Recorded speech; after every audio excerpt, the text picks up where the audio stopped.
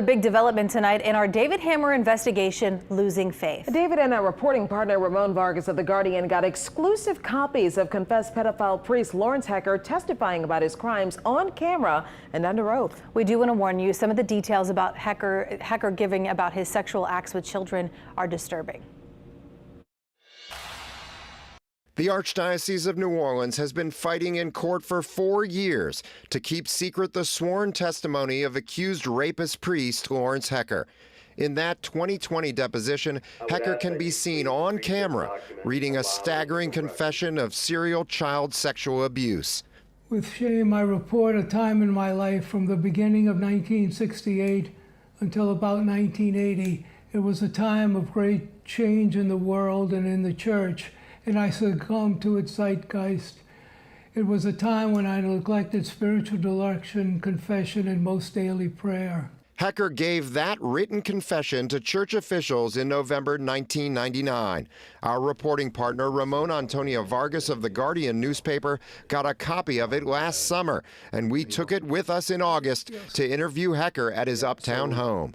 In here, it's not just allegations anymore. Here you're saying that you did this, that you had simultaneous masturbation with someone who was under 16. You say about wrestling and touching. Evidently, yes.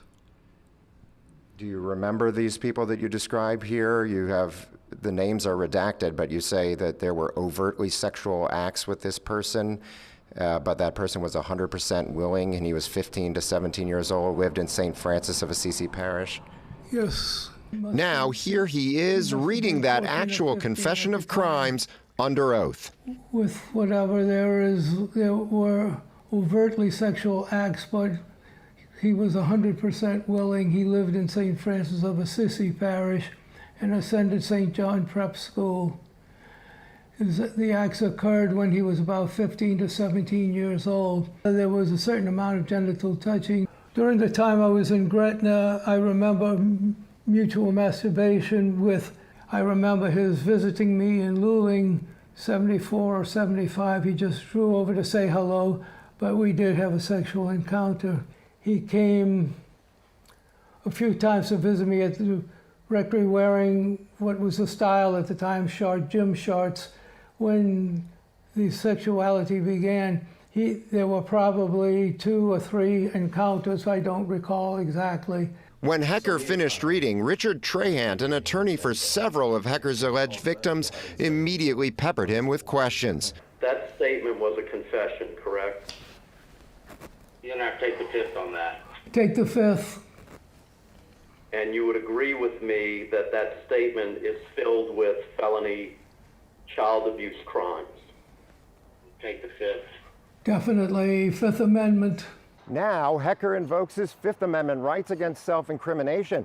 But back in the 1980s, when the Archdiocese received a complaint about him, he had no such concerns.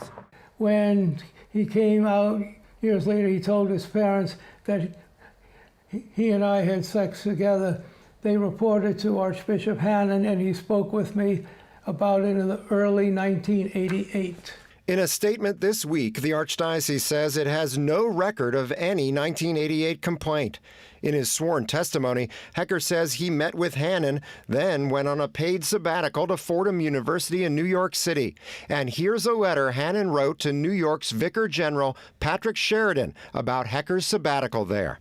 And of course, if you read that letter, Archbishop Hannon says nothing to Father Sheridan about the recent claim of sexual abuse of a minor that had been made against you, correct? There's nothing in here. It wasn't a big deal in those days. Hecker returned to New Orleans. Church records state he kept abusing until 1997, stayed in active ministry until 2002, and kept saying Mass until 2020. Now, Hecker's in jail awaiting trial on rape and kidnapping charges. The Archdiocese, it's under criminal investigation for suspected child sex trafficking.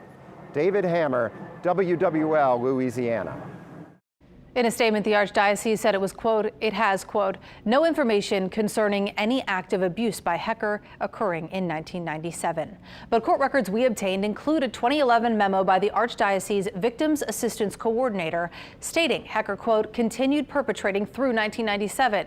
You can read more details in David's story with Ramon Vargas online at WWLTV.com.